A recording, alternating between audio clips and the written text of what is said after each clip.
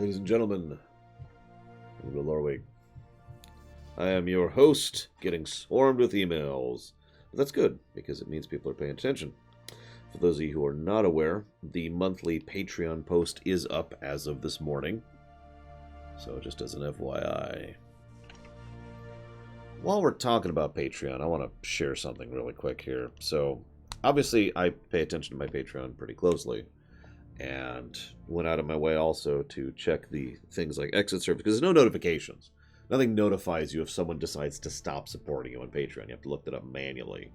So, I'm making a point to look at that regularly. And I got an exit survey here. I'm not going to share it with you exactly, but I wanted to mention this because the exit survey is basically saying Patreon sucks ors. Now, everything they say is actually a valid complaint and makes perfect sense. Here's the problem. Those are for me. If you stop supporting someone on Patreon and you put into the exit survey, your response, that goes to the creator, not Patreon. So this person just spent some time complaining to me as if I was Patreon. So I'm telling you guys this as kind of an FYI. And a bit of a reminder, those go to the creators, not to Patreon. FYI. Thank you very, very much, Sonic Doctor. Very much obliged and appreciate, as always, sir. If you don't tell me what you want to put that towards, then we will kill Shikor immediately. Wait.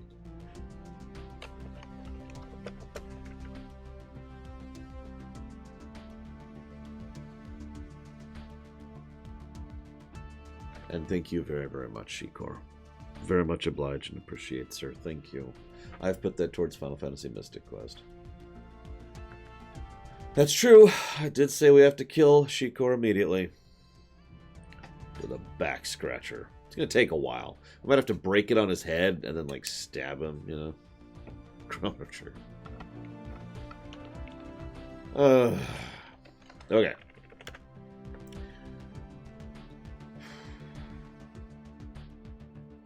Yeah, you sort of fell off the face of the earth, Superman Prime, so we reassigned things. That's kind of how that works. Thank you very, very much, Dragonheart. Appreciate the sub. Thank you, sir. And I'll put that towards Halo Wars.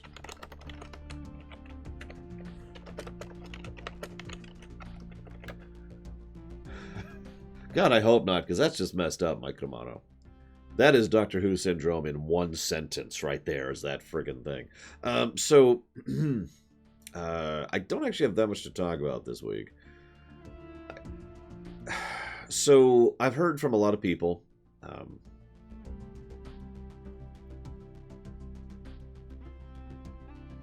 What were the lines, Superman Prime?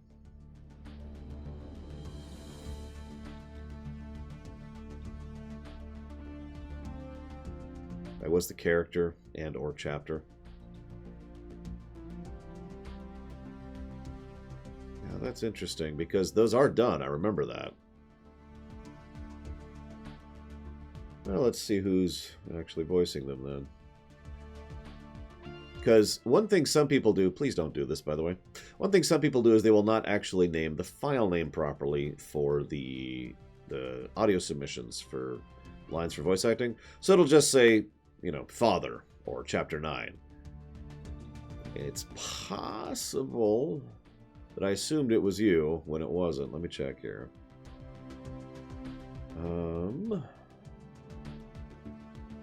Nope. I have right here, Chapter 9, Super, Father, 10423. So unless someone literally is replacing you... In fact, here. Yeah, here she comes. Is that your voice? Just to ask as bluntly as possible. Okay, so there you go. So we're good. I mean, if you want to redo them, you're welcome to, but they are there, and they're in, and they're done.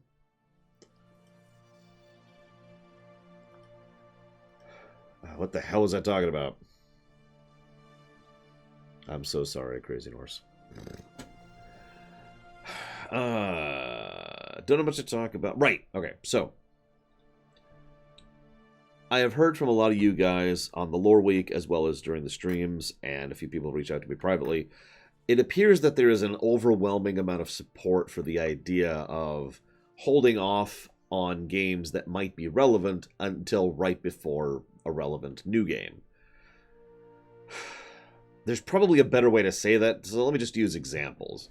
You guys want me to not stream Vampire the Masquerade Bloodlines 1 until Vampire the Masquerade's Bloodlines 2 comes out. And, you know, other examples like that. Obviously, that only applies in certain circumstances. So, obviously, that, you know, that only applies in, like, I think 5 or 6 separate cases. But there's been a lot of support for that. So, once VTMB 1 hits the threshold of being, you know, I'm no longer going to allow people to put money towards it, we're just going to put it into the concluded box and wait until VTMB 2 comes out in order to play it.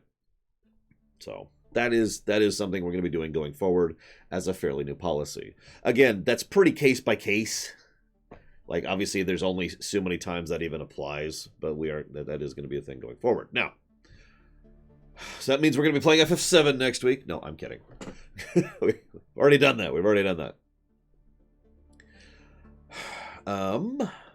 The survey. So we had that survey up, and you guys have, many people, 589 votes total, have gotten in. I don't know how many people that is. And the results actually surprised me a little bit. I'm going to go and share these results with you here. So at the bottom of the list, with very few people, only 19 people expressed interest in the types of streams, was bad games that suck, like Anthem or Fallout 76 or Ride to Hell Retribution or Quest 64 or whatever, right? You know, in other words, basically reviewing and shredding a game and actually discussing why it's so terrible. Not exactly what I'd call surprising. Immediately above that is popular indie games like Undertale or Stardew Valley or Bastion would be examples of those. So that wasn't particularly well voted as well. Only 9% of people voted for that one. Then pretty much tied is bad games that are still enjoyable, like Final Fantasy Mystic Quest is my favorite example of that. New games, as in games that just came out. Obscure and niche games like I don't know, any of the games on my own personal list that most people have never even heard of, or hyped or popular games. All of those are basically tied. In second place, with 16% of people showing interest in them, is games that you guys love, regardless of my own opinions on them, like Banjo-Kazooie. Which means at the very top is games that I love, with an astonishing 22.41% of the votes.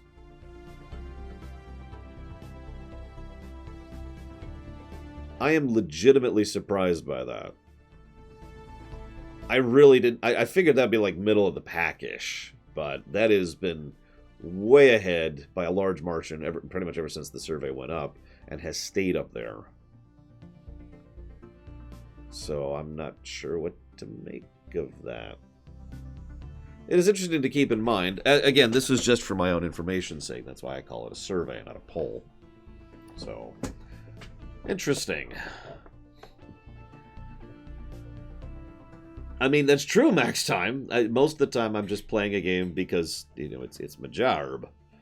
And I play Greedfall because it's my job. In my defense, or rather, I guess in the game's defense, I actually thought I was going to like Greedfall walking into it, so what the hell do I know? Good morning, Braven. Actually, it's funny you say that, Omni. I actually fully 100% want to stream FF6 at least 2 more times, but I don't have time for that right now. We have a fairly large and long schedule, so that's super not happening anytime soon, which is fine. I do want to mention that Sinister Wing is interesting. Thank you very, very much, Sinister Wing. Very much appreciate the sub. Thank you, sir. I will put that towards Pathologic immediately. That's the wrong document for that. I want this one over here. It's interesting you say that, Sinister Wing. I actually do 100% want to go through FF6 and review it again. I just don't have time. it's just for my own personal curiosity, so I don't really have a good reason to justify it. So, that's the survey results. I mentioned the Patreon post. I mentioned the exit survey thing. I mentioned that thing. So theater-wise, so this is as good a time as any to mention an idea that's been kind of bouncing around my head. Obviously, this is only the beginning plans of staging. The beginnings of staging plans, but... So I'm looking at what we still need for the theater, right? Obviously, Bragwin needs to get me the rest of her lines because I have no idea what was going on with the spreadsheet that day. She couldn't see past Chapter 10, so she didn't give me any lines past Chapter 10. I have no idea why that happened. Anyways, so, we need Zidane lines, which is a huge amount of lines, of course. We need Galtori's lines for Garnet. And we need Bragwin's lines. She only actually has a few left. That's going to be like in maybe 30 minutes of recording for what she's got left. It's very little. I've been meaning to ask Dakota if he'd be okay losing some of his roles because I know his real-life situation is kind of locked down. Dream Whisperer has been slowly ticking away at his. I haven't heard from Ryokami lately. Savacom's been ticking away at hers. Hat has been pretty well in his. Hat is actually reaching the end of his stuff. Speaking of which, just as a side plug, Hat and his podcast are actually doing a FF7 podcast today.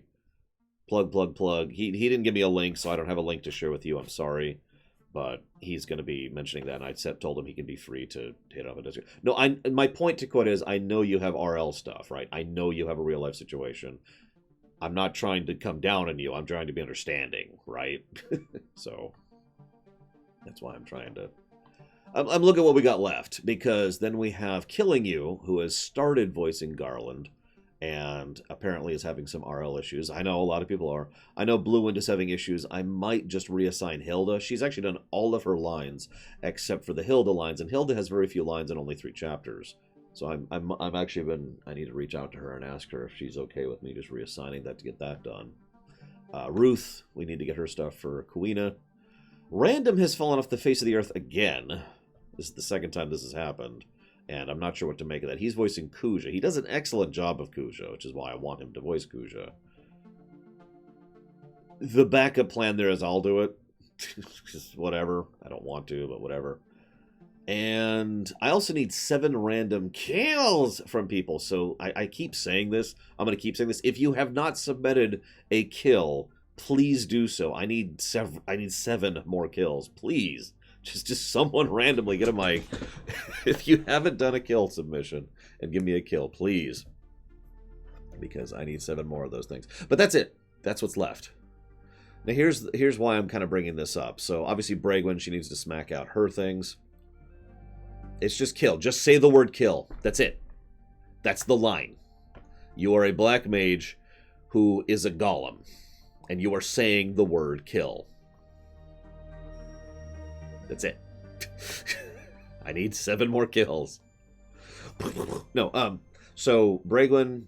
Here's what I'm trying to say. Once Bragwin and Takoida and Dream Whisperer and Blue Wind's lines are all kind of locked in and done, we're at the point where we only really need the major characters. Zidane, Galtori...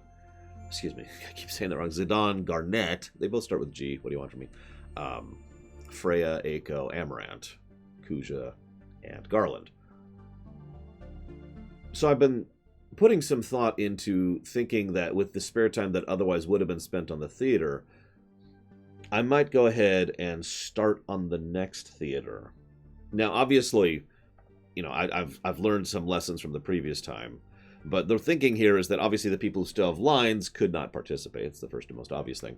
But the second thing is I'm not going to even open up, the auditions or anything until the entire thing is completely done, as far as my perspective. That is definitely a lesson I have learned from FF9.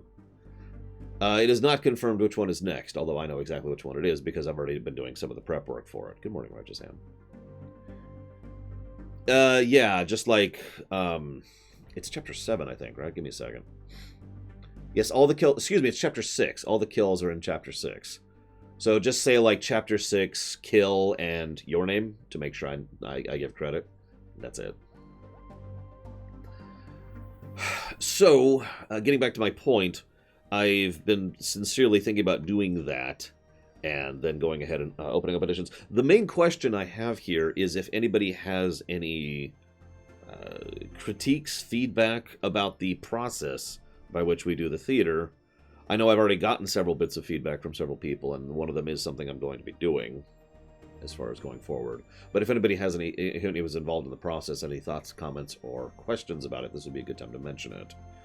Art, yes, I need infinite amounts of art done, Sonic Doctor. I don't know, I don't understand your question. I'm sorry, sir.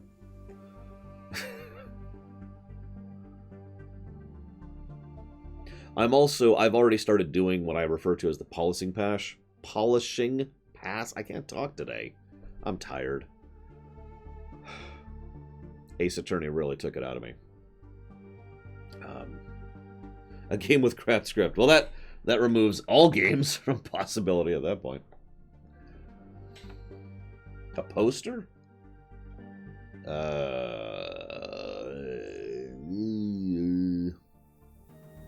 Yeah, there you go. We need an artwork of Phoenix and Edgeworth. Actually, Max Time, I am curious. Would you be available to do your job again? Just straight up. I feel like I've asked you this before, but I don't remember the answer.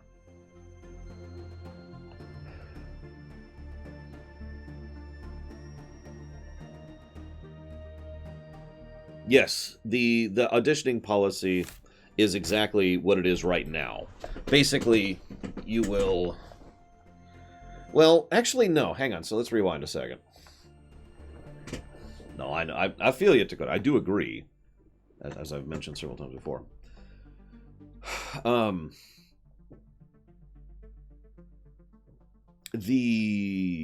Let's talk about the poster thing first.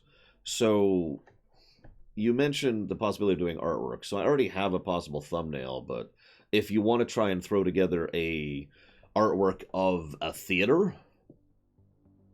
What I'm using right now, I guess I could just show you. Give me 1 second. I'll punch it out as a PNG really quick. What we're actually currently using, or rather will be using as a thumbnail. Because I have the template right here. Somewhere. Where'd it go? I gotta be staring right at it.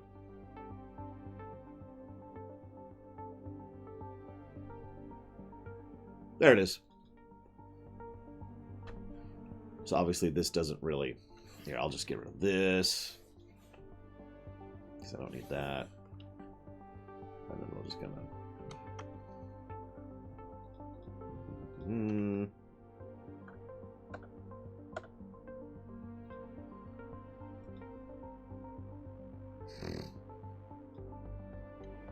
Look, it's not my fault it was an 8-day stream, okay?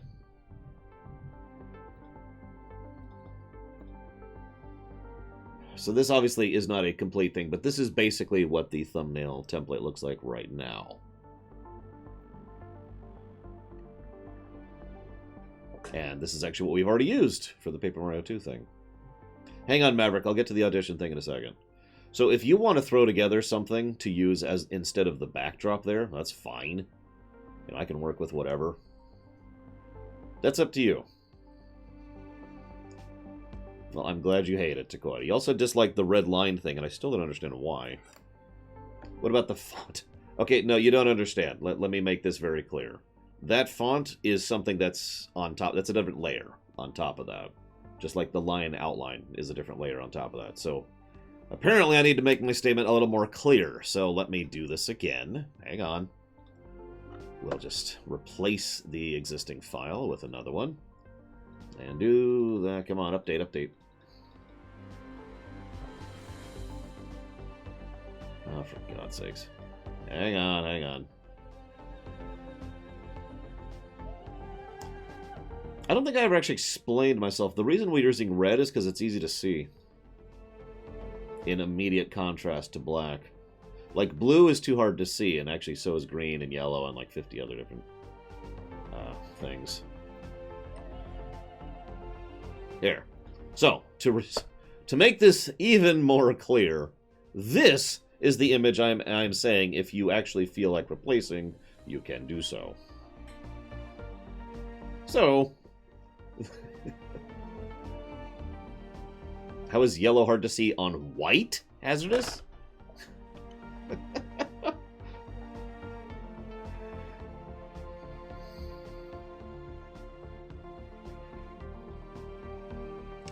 Anyways, so that's the picture thing. I know he said on black. I stand by what I said. So anywho, moving on.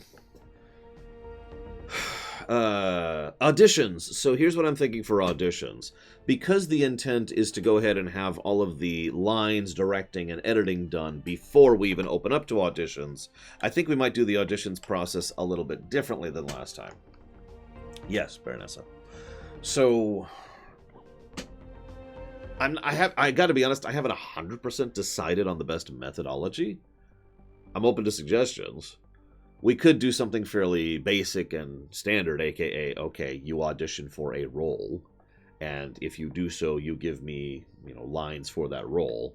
If we were to do that, what I would have to do then, and this wouldn't be a particularly huge issue, is I would just have to throw together probably just a Google Doc somewhere that's like, here's all of the characters that you can audition for, here's some lines they say, and a little bit of voice direction for each line, and then you record that, and then we go that method. That might work if you want to do it that way. Obviously, this would also be a way to check people's audio quality in terms of their mic, in terms of the echoing, and blah blah blah. We will also, I will say this, I 100% intend to be more picky when it comes to the next theater, and probably most theaters after this point, because FF9 has something like 200-something different unique characters in it. I wrote down the actual number somewhere, and apparently it's not right here. So what I'm trying to say is we were a little more lax in our requirements with FF9. Because we had so many characters to go through that, we kind of... Anyways, so if anybody, huge amount of NPCs, huge amount of main characters and major characters. Oh yeah, I will also probably continue to do the same thing I was doing towards the end of FF9, which is differentiating characters based on number of lines. So we're going to have major characters, main characters, major characters, minor characters, and one-offs. So, one-offs are obvious. They literally have one line of dialogue. There's actually quite a few of those. Minor characters are exactly what they sound like. Major characters have a decent amount of dialogue across multiple chapters, and main characters have tons of dialogue. And obviously, I'm going to be more strict about main characters and less strict about minor characters, and so forth and so on, both in terms of quality and in terms of availability. So that's probably something we're going to be doing going forward. What inspired me to do the theaters? I like voice acting.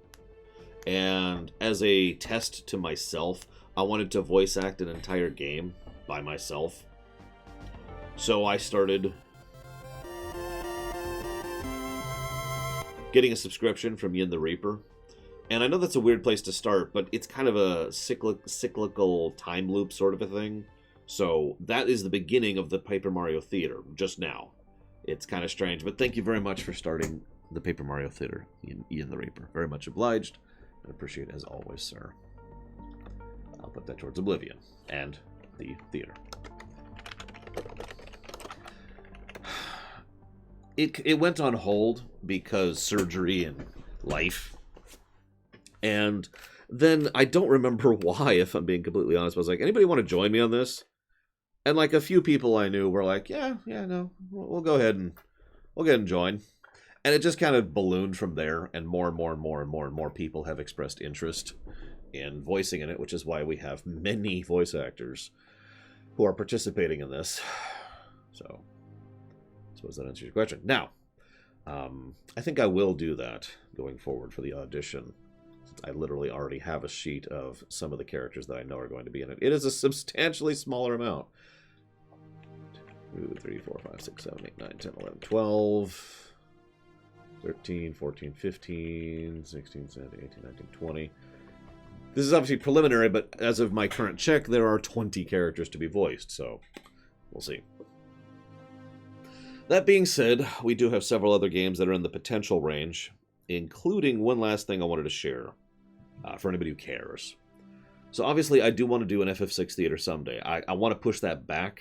I want that to be the big one, so to speak. You might be thinking, okay, well, how are you going to do it? Because there's three, well, technically four, but three recordable, three capturable versions of Final Fantasy VI. Which one are you going to use? Now, I've actually thought about this one quite a bit. And if you'll forgive me, do you mind if I show you what I intend to do with FF6? Because this will not actually take long.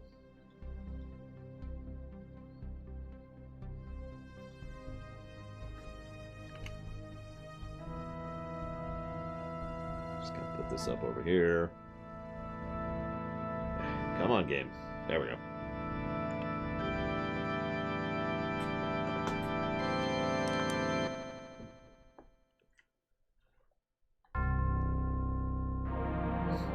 So, you can tell pretty much immediately this is the SNES version. The audio quality as well as the dialogue should get that across immediately. So we're going to speed this up a little bit.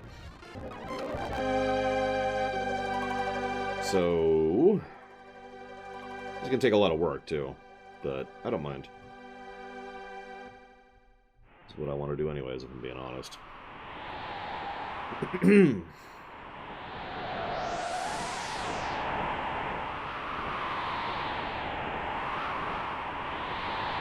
Well, here's the test. Hard to believe I'm actually editing Final Fantasy VI, you know? Maybe, ... This can be used just like the D-Link. I know, right? We'll see how far we can stretch this. I wonder what happens if I put this here. That's Terra's name. I think that's weird. Try this out. Also, here's some various symbols you can put into the text. Alright, I think it's a good time to test paragraph limits. 1,000 years may have passed, but I think it's time we destroy all civilization so the Titans can reawaken Azeroth. 407 years ago, Platy left her legendary flaming donuts. These led to the unfortunate circumstances of Dream Whisperer dying horribly. But it's okay because Max Time really knows the music, and here's a brief character test. As you can see, before the Moogle incident, none of the characters actually show up properly. I wonder if I should put spaces. Nah, it's probably fine. I'm going to try pauses, to see how dialogue flows. I think if I put in, it will continue automatically, but if I put this in, I have to hit the button to progress the text.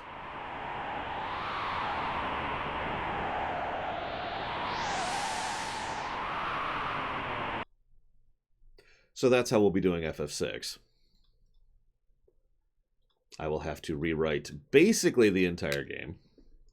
But I've always wanted to do that anyways. It'll be an interesting challenge. So, we will be doing the SNES version, edited.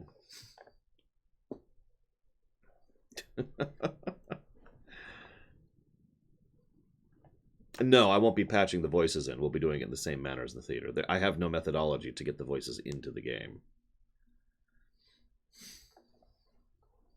I know, right, Superman Prime? A little different. Anyways. That's the idea, Darth Tyron. Will Kefka win in my version? Well, no. I mean, he will succeed, but he will not win. So, anyways, I think it's enough theater news. Nobody cares. Nobody cares. Let's move on. Of course they will, Weouts. Why wouldn't they? So... Yes, every character will actually be Kefka. Random news. I actually only have 3 bits of random news. Let's just push forward here really quick. I'm not even going to update the thing. Here's the random news. First of all, there's a game that came out called Prosperous Universe. Oh, I still plan to get mashed potatoes. Don't worry. It's on my list. I'm going grocery shopping after I finish stuff. Anybody ever heard of this? And yes, we will get Matt Mercer to voice things because, I have the power to do that. That would be neat, actually. Like, no really style. However, I do not have that capacity, so No. Anyways, Prosperous Universe. It is a browser game. I'll give you a link to it really quick here. I just thought I'd mention it. It's still in early beta. It's an economic game. It's, imagine EVE Online without the space combat and with more corporate. It is fully multiplayer, full PvP focused. And they're still adding stuff to it. They're still developing it. Like I said, it's still basically alpha. But it caught my attention enough that I thought I'd at least share it with you guys. It is effectively Spreadsheets the game, yes. That is a true statement. It is actually designed to be a game that you log into like once a day to check up on things and then log back out of. What I find most amusing about this is they basically have taken what is usually said as a joke or a meme and said, yeah, no, we can do that. And the actual economic simulation itself is pretty well done. They're like I said, they're still adding features. One of the things that was added recently was the ability to have elections and elect actual players to be governors of planets, which then gives them specific powers over the laws that affect the corporations and blah, blah, blah, blah, blah. So, interesting to think about. Next thing I want to mention, speaking of games that have come to my attention, is this one. So this is Pong Quest. It's a Pong RPG.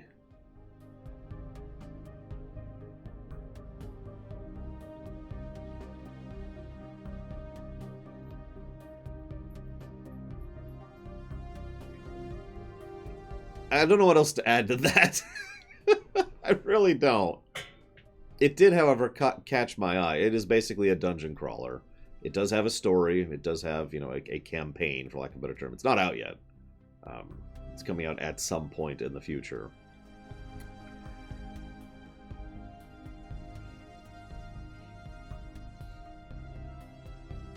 Now, that's not fair, Danny, because nothing could possibly be worse than the Emoji Movie, unless we want to get into some really, really, really bad games, which semi-recently, about a week ago, I was introduced to what might actually be the new worst game I've ever seen. It would actually take me a while to explain how terrible it is, so let's just move on. Give me 1 second here. Because now people are going to ask me what the name of the game is, and I have to actually look it up. Hang on. Noise alert. There we go. Sorry.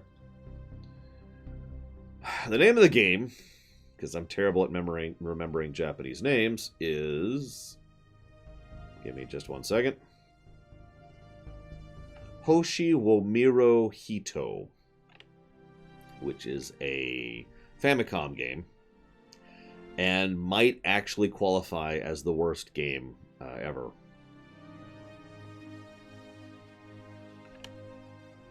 Some of you have probably actually heard of this game. Like I said, this is recently came into my attention. This game, how do I explain this? All right, so imagine Dragon Quest, okay? Worse than E.T., worse than E.T. Imagine Dragon Quest, okay? So you spawn in the overworld map, and your move speed is incredibly slow, and you start at level 0, and you need to kill about 20-ish things to level 1. Now, you can't run from battle. You lack the ability. However, 100% of the enemies will run from battle once they get low on health. To start the game off, you do 0 to 3 damage with unarmed. That's how that works. And if you equip weapons, that will go down.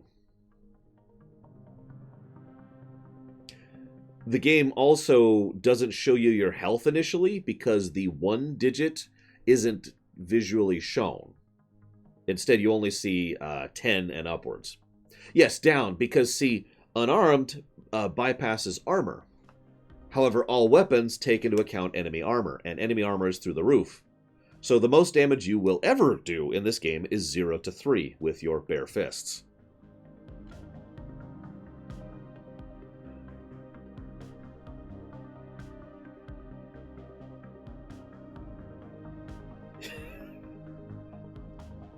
Let's assume for a moment... No, this is a Famicom game. This is an actual game. Let's assume for a moment that you're like, okay, I'm going to try and play this game.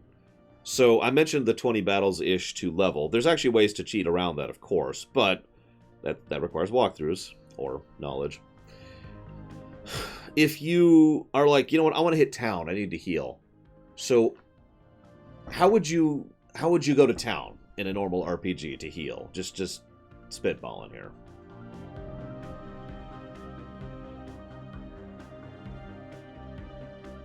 You walk there. Yep, nope, that makes perfect sense. How do you see where the town is? Like, how do you know where to walk to enter the town?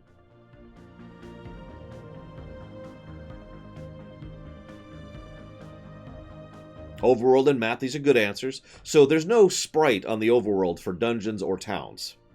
You just have to know which tile it is.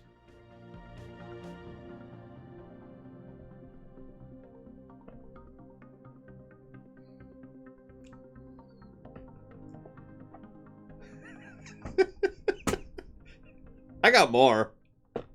So check this out. This is my favorite one. Anytime you enter a zone, it only has one entry area. Now, that sounds strange, so let me try this a different way. Let us say that you enter the overworld of Final Fantasy VIII, right? Well, anytime you enter the overworld in Final Fantasy VIII, there are multiple entry zones, right? As in, like, if you leave Balam Garden, there's an entry zone right there at the Balam Garden spot, so that's where you enter the overworld. Make sense? I guess it would be exit zones, but whatever, you get the point. So there's like 100 or 200 different spots in which you will enter the overworld. Imagine if you only had one. I want you to imagine for a moment that you are in frickin' oh, I can't think of the name of it all of a sudden. Esther, towards the end of the game. And you're walking through Esther and you're doing your quest. It's like, okay, we need to go get to the facility to launch to the moon. Cool. So you leave Esther and you're all the way back at Balam Garden because there's only one exit zone or entry zone.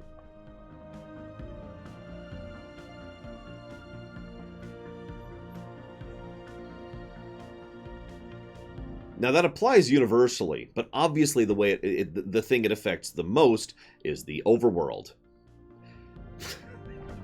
Because no matter where you enter the overworld, you always enter right at the start.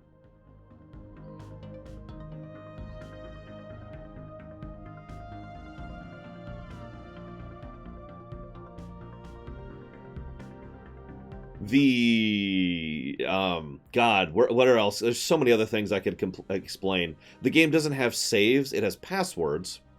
However, because they didn't know how to properly keep track of all of the different information, each of these passwords, let's just say that they are very long. I think it's 36 characters. So each password is 36 characters long. And each password item can be one of, I think, 50-something characters because they use 3 separate alphabets for it. So it takes a while to save and load as a consequence.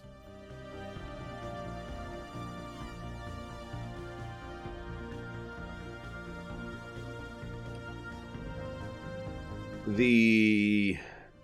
it was made by one guy, Hazardous.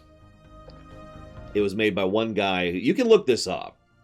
This is a much older game. This came out many years ago, back in the 80s. It was a Famicom game. It has actually achieved some status as being something I can't say out loud because of the cuss words involved. But let's just say it's legendary in its own right. Yeah, so let's see. What else? We've got... You asked about story, right? So all the story's in the manual. But basically, the world is being controlled and you're not sure what by. And people who have psychic powers are the only ones fighting back, you know? And you can move on, you can move on, you can move on, but eventually you get to the point where you find out that dolphins are secretly controlling the world because they're trying to terraform Earth to be more acceptable for their lifestyle, which means they're going to kill all humans.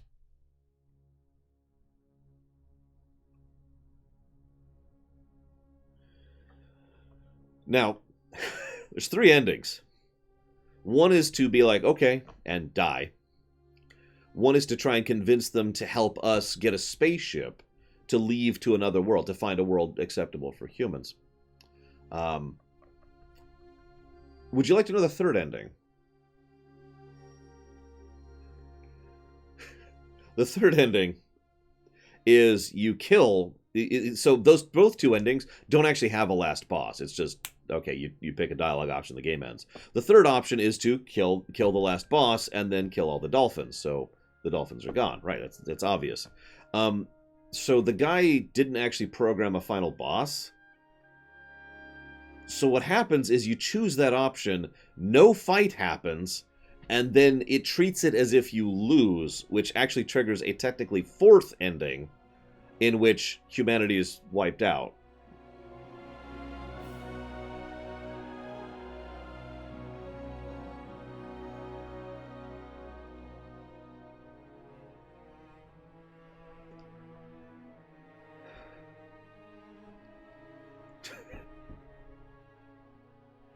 In some of the dungeons, they forgot to code the walls as having collision, so you can just walk anywhere.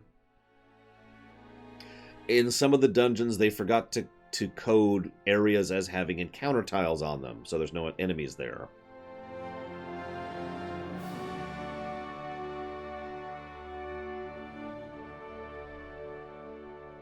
Actually, no, Larian. To my knowledge, this guy did keep going, and there's actually a series. Although, obviously, I've only heard of the first game in it. This was very early Famicom.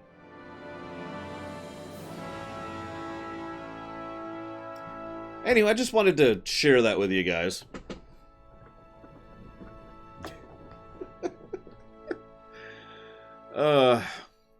Now, Larian is speaking in defense of this game. And I understand, making games is hard, especially if we're working alone. We can't all make a Stardew Valley or an Undertale, right? Duh.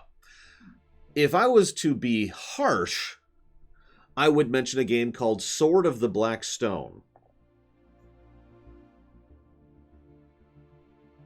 I am not being harsh, but you can look that game up if you'd like.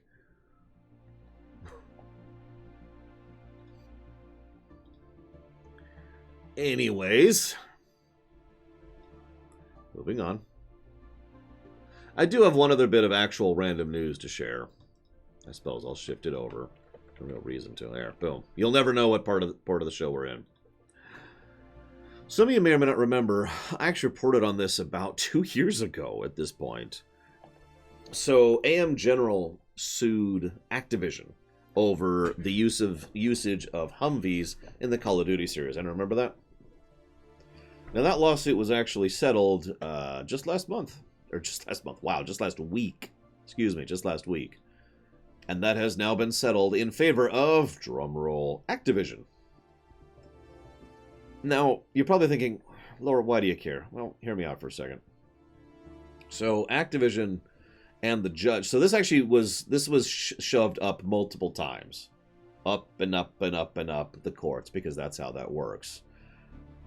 What ended up happening is Judge George B. Daniels ended up using several tests, which are existing tests, for settling trademark issues, including the Rogers test, as well as the Polaroid test, in order to determine if these things could actually be utilized as trademark infringement. Not necessarily, Plenty. Now, he determined in favor of Activision. This is not, in violation because of the fact that, blah, blah, blah, blah, blah. This is not violating their trademark, blah, blah, blah, blah, blah. None of that really matters. What really matters is his final quote. Can you mind if I share this? Any degree of confusion that does exist is outweighed by the First Amendment interests in the Rogers balance test. Blah, blah, blah, blah, blah. The video games utilize and communicate ideas through features distinctive to the medium. And ergo, this is the kind of thing that falls under First Amendment, which means that that AM General cannot sue over this.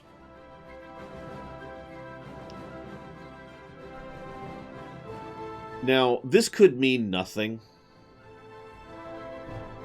but this case being established like this could actually set a legal precedent and could be used going forward with regards to how video games are applied legally. Because yes, this legally now clarifies video games as an art form, which is It's interesting in its own right. But it also means that the First Amendment now legally applies to video games, which it kind of hasn't up until now, except on individual case-by-case basis.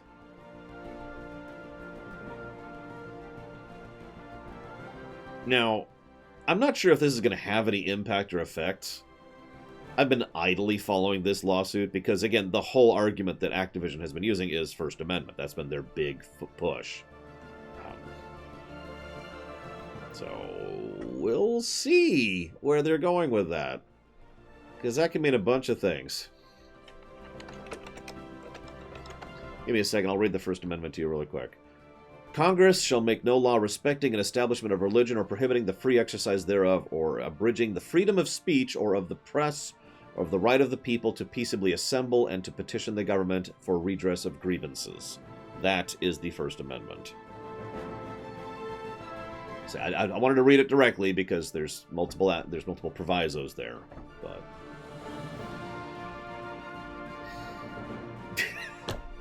and yeah, Plutonia is right. This is one of the reasons, as horrible as this sounds, I've actually been on Activision's side on this one. Because I gotta be real, if AM General had won this lawsuit, this would have been much, much worse. I would be pretty substantially worried if AM General had won this lawsuit. So even though this is probably going to be a bad thing, it's not going to be a worse thing.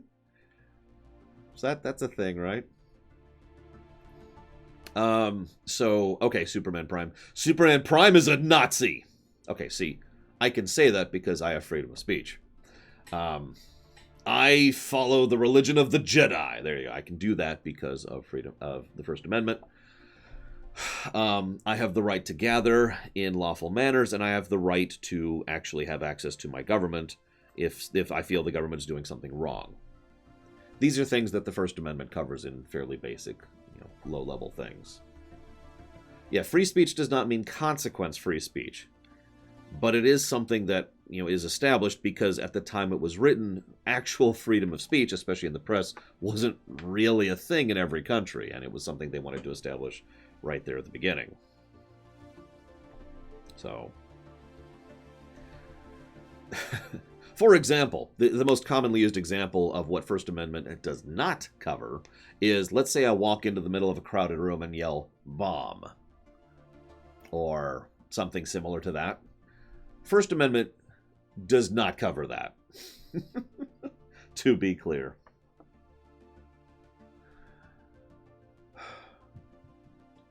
Or yeah, yell fire in the middle of the room. Yeah, no, that's okay, so I do have a topic.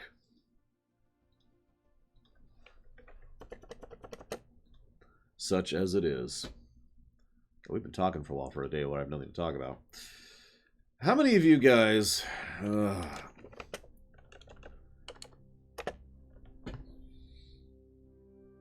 do I phrase this?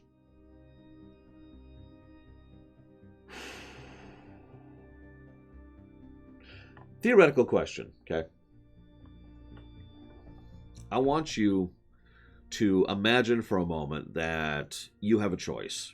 You can keep your job, go to work, and pay your bills, and get sick. Or you can lose your job, lose your money, and not be able to pay your bills, and not get sick. So you have to choose between job or sick. Which do you pick?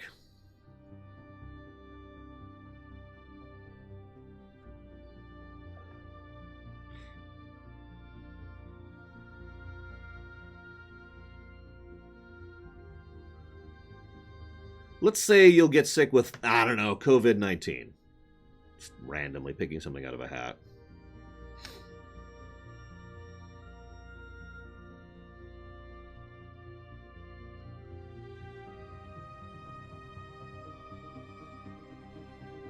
Which we're still not really talking about, by the way, because it's still a little bit too much of a charged issue. But it's impossible to avoid this topic, I feel.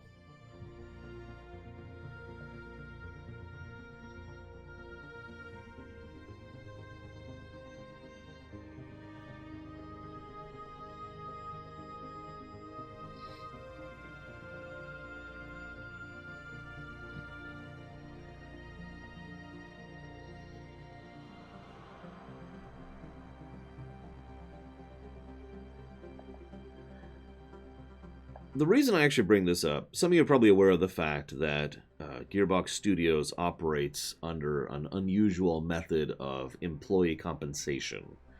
Which I know sounds like a lot of words to say how they pay their employees, but I have to say it that way because it really is a compensation plan that they use. For those of you not aware, Gearbox has a policy where they pay pretty damn poorly. Like, not good pay at all, and not good benefits while we're on the subject. However, the employees who work on a particular project get a portion of the sales from that project, because Gearbox is actually a privately held company and they can get away with stuff like that.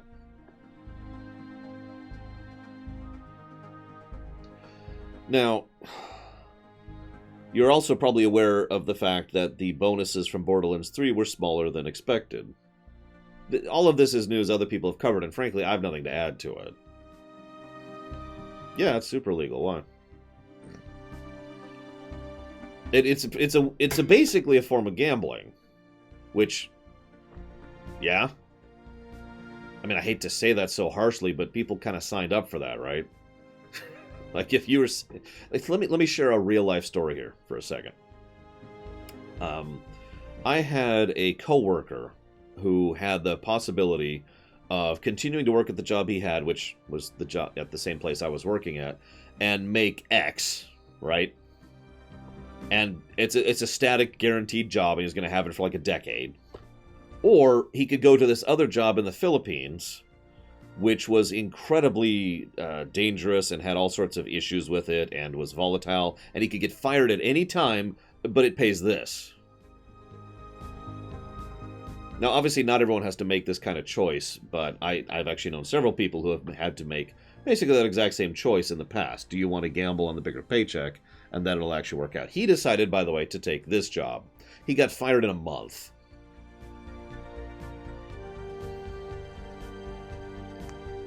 Hang on, Hazardous. Hear me out. Hear me out. Because I'm building. You notice the topic is not Gearbox or the pay. It's work. Anyways, like I said, I don't have much to share about this because it's already been kind of talked to death about all of the specifics here, and you know the fact that Borderlands 3 was more expensive than usual, which is actually true, although that's due to mismanagement. There's also the fact that 2K Games is insisting on a larger piece of the pie, which is also limiting the amount of money that would be go to bonuses, which is just 2K Games being 2K Games, aka horrible and evil. Yeah, it's nothing new there. But what really struck me more than anything else is multiple people have reported that they were told during the meeting when this was announced, which was last week, actually a little more than a week ago at this point, that if people were not happy with this arrangement, they could just go find another job. That's the part that actually stuck out for me, was that little bit right there. How many of you have ever been in a position where you are trying to get a job and failing at it?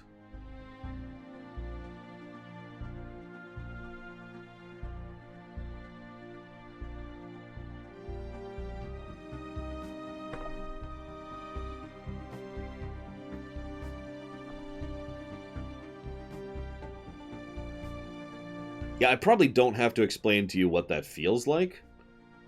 How it's not just stressful, but like layered stress, right? Because it's stressful to begin with, and then you try out, and you basically you try to get a job that you want, and then you try to get a job that you kind of want, and then you try to get a job that you can accept, and then you try to get any job, right? I cannot be the only person who's been there. Like, I legitimately have the college credentials and work experience to apply for quite a few jobs, and yet, I can actually tell you with total certainty that when I was trying to get a job back before I started doing this full-time, I was at the point of applying at Walmart. No offense to anyone who works at Walmart, but I'm just trying to make clear the point. The fact that I have been there more than once.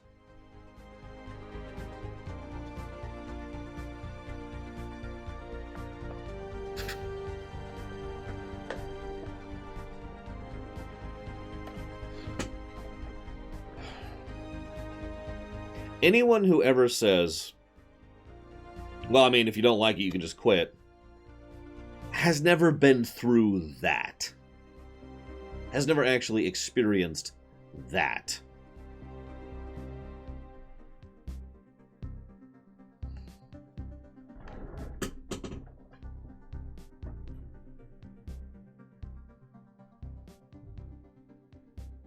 No, Mike Romano, it would have been terrible. But again, there's a reason the last step I said in that phase was any job. That would have, I'm not sure how physically capable I would have been at working at Walmart. I was still applying. What choice did I have? Right? I had bills to pay.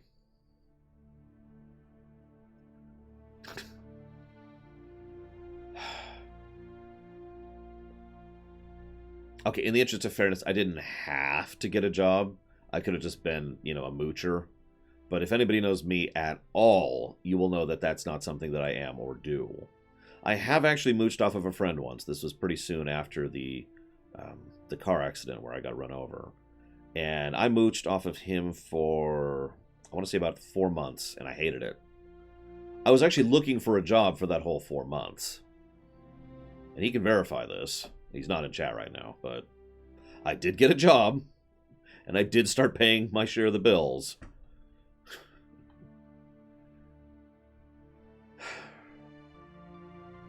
Anyways, point being. You're damn right I did, Ventures. My point here being that I feel...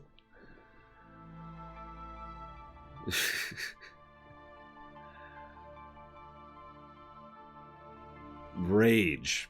I don't know what other word to use. It's just the very idea of someone if this happened last year, it would piss me off. It would still be infuriating. But it didn't happen last year. It happened last week. So, can anyone tell me what's going on right about now? Everywhere in the world?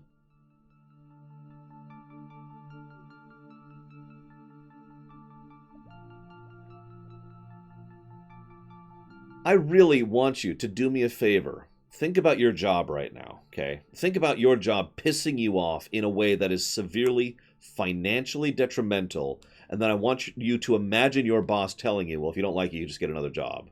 Please do that for me. Please picture what that would feel like and how you'd react and how it would be if that happened to you now.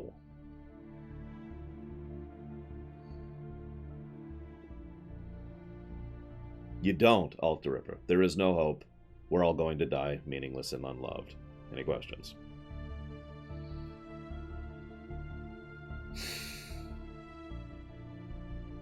What actually brought this up, as weird as this may sound, is, as you may or may not know, I follow financial news.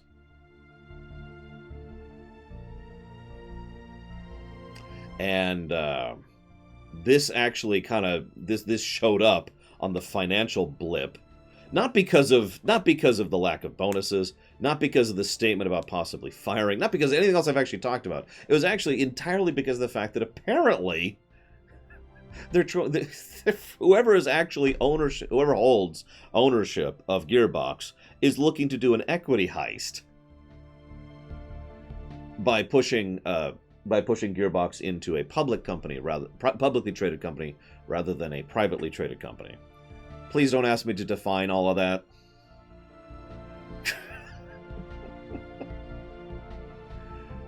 Yet now, this is what brought this to my attention. In layman's terms, an equity heist is, I'm going to drop $10 into your business and take ownership of it, and then I'm going to get $100 out of it and then bail. That's extremely simple. That is extremely pared down. There's actually a lot that goes into that. An equity heist is a whole thing. But that's basically how that works.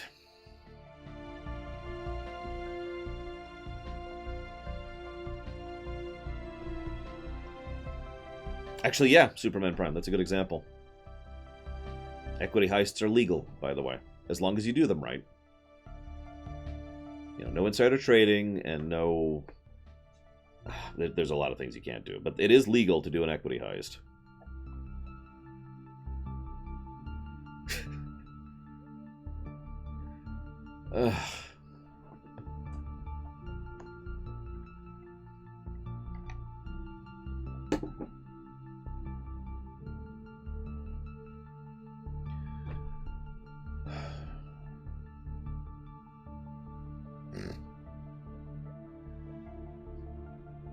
I like that quote, Raskor. Steal $1 million, you're a thief. Steal $100 million, you're a businessman.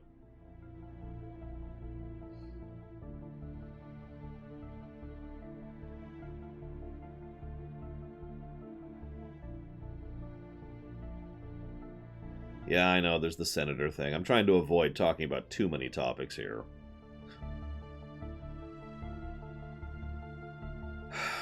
This is... Oh, God, what's the name of this song? Distant Nebula is the name of the song. Believe it or not, I actually don't have much else to share here. What I wanted to do is do what I usually do, which is try to bring things down to the individual perspective, because there's one last thing I wanted to add to this. Right now, the entertainment industry is actually doing really, really well. I know, weird, but it is. Now, I know this is going to sound strange, but that is a good thing. The entertainment industry should be doing well, as long as that money is cycled back into the system. Because as long as money is still flowing, we have the possibility of making sure that the economies in general are still going to be moving in the direction they should be, right? The wheels need to keep going. This is very, very basic system.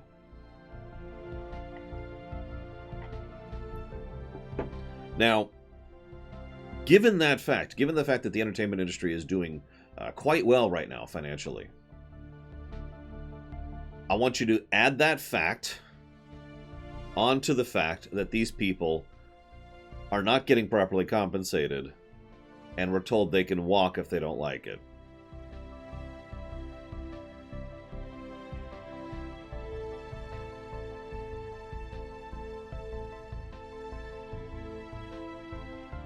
Would this be a good time to mention that Borderlands 3 has supposedly, and I gotta say it that way, been having record sales?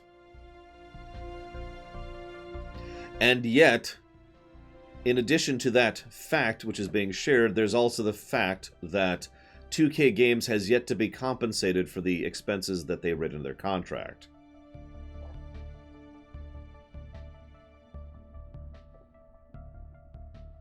Yeah, let's ignore the fact. I try not to talk about Epic Games because I know that's a hot button topic for a lot of people.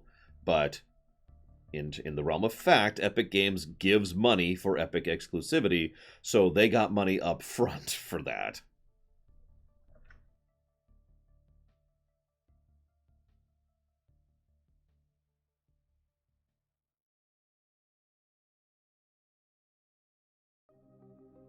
I'm not saying if Epic is great or awesome or terrible or whatever. I'm just pointing out that they did pay more money up front.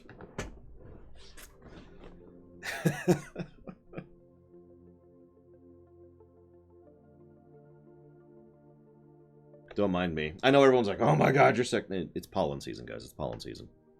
Don't worry about it. I mean, pollen season sucks.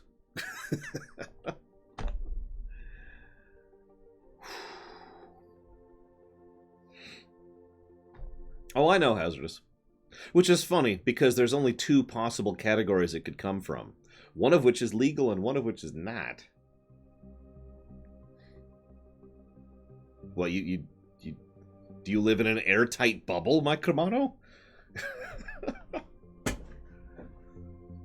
I have vents there. I got a vent over there. I got a vent over there. I got the actual AC unit over there.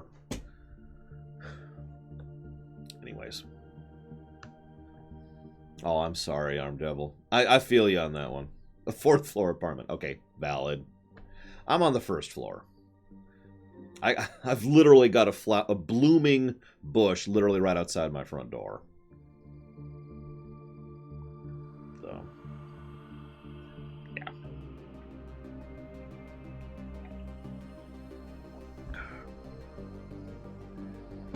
You should see my parking lot. It's just yellow.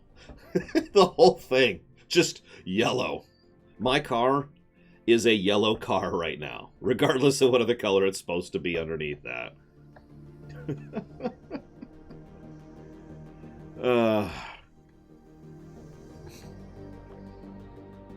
So, I know that sounded like a lot of doom and gloom, and that's because it was. But one last thing before I move on to the positivity of the week. Thank you. I haven't had a good life. I have gone through a lot of stuff that I don't like remembering, and I remember exactly what it felt like to walk into Walmart on a crutch and ask for a job. I remember what it felt like to work for, I think, a couple of weeks at Hardee's as a manager and not get paid for it. I remember exactly what it felt like to be not sure when I was going to get my next paycheck or if I was going to. And there's just, I have no words to describe it. It's like someone takes a giant ball of rusty nails and just flattens you with it. And so you're just laying there under the ball of rusty nails. You're trying to move because you want to get out, obviously. But you want to move very carefully and slowly because every time you move, the nails all move because it's not one chunk, right? It's all a bunch of little things. And so they start cutting you and scraping you all over the place. And you know they're rusted. So you know you might get infected from any one of those. And so you're trying to inch your way out while at the same time, you're basically incapable of breathing properly. So you die if you stay put, and you're screwed if you move. That's how that feels. So I guess I can describe it. And I don't feel that way right now because of you guys. So let me say this once more, as clearly as I possibly can. Thank you.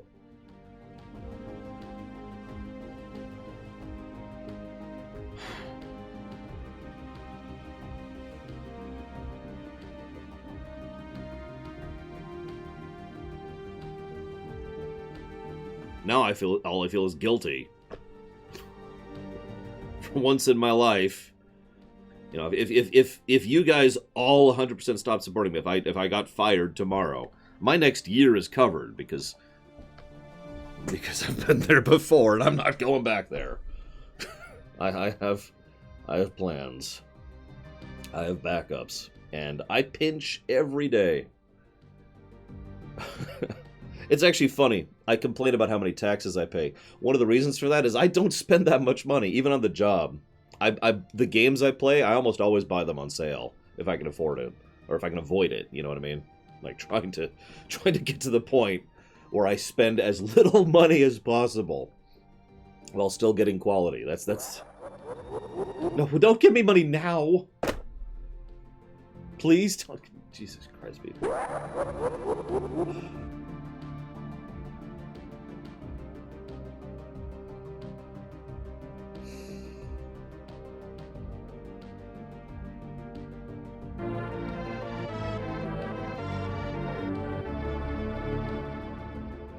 I wasn't e-begging! I wasn't...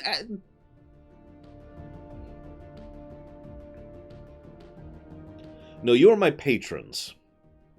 That's how I've always thought of the mentality. I know, elitist or hippie or indie or whatever the hell, but that is legitimately my mentality. This is the frickin' Renaissance. I am a creator, and you are the people who give me money to create. You are my patrons, in the traditional sense of the word. I was just saying I feel guilty because for once I'm actually fine. Do you know how weird that feels? Do you know how weird that feels? To have spent decade range? It's actually 23 years. I know it to the day. To have spent that long being desperate and afraid and uncertain. That is my entire adult life. And I'm fine right now. I'm still having trouble processing that.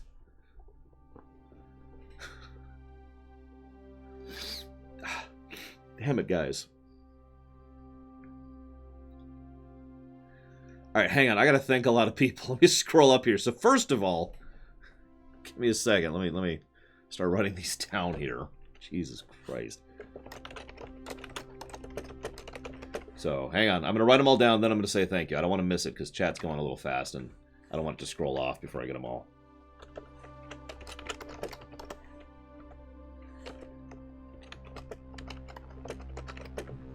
I'm going to scroll up a little bit.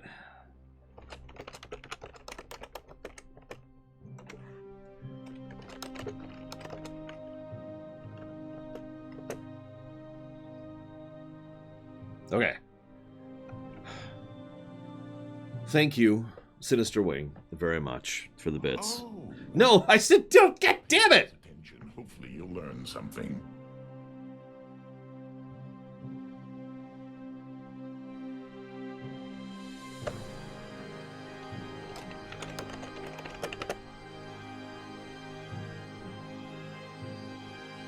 However, I'm afraid we're going to have to kill Sinister Wing because he didn't say what he wanted to put his bits towards. And we have a rule, guys. So can everyone just kill Sinister Wing really quick? Just like, you know, stab. Oh, he put it towards Pathologic too. Sure. I'll take your word on it. Which actually would put it up here. Thank you very, very much, James Mack, for the sub. Very much obliged and appreciate. Thank you. 3. If you want to put that towards something, let me know. Thank you very, very much, Shadow Machine, for your bits. Very much appreciate. I got those for KOTOR too. I must have missed it, Sinister Wing. I'm sorry. Thank you very, very much, Dr. Papa Penguin, for the bits, which was going towards Dealer's Choice. Yeah, I have no idea what the hype train thing is. I'm not even sure if I've seen that before. I feel like I have. There's like a timer and everything. I don't know what that is. Thank you very, very much, Dream Whisperer. Very much appreciate and obliged. I don't know what you put it towards. I haven't updated that list yet. Give me just a second.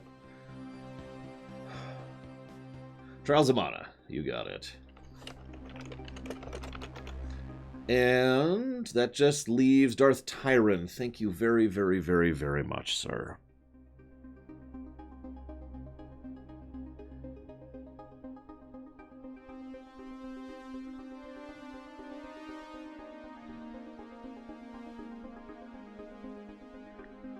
Very much appreciate. Very much oblige the support. And I have gotten yours towards Dragon Age Origins, Sith Warrior, and KOTOR 2, aka the BioWare bundle. Yeah, I was gonna say, that doesn't sound... Don't pay attention to the hype train, guys. That sounds not cool. That's not cool. I'll jot these down properly. I'll do it now. Let's make sure I don't screw it up.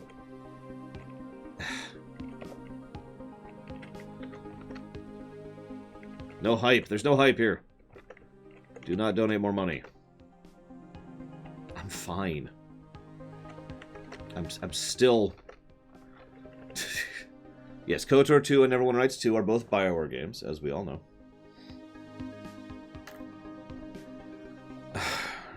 I wanted to end on that, so I'm going to.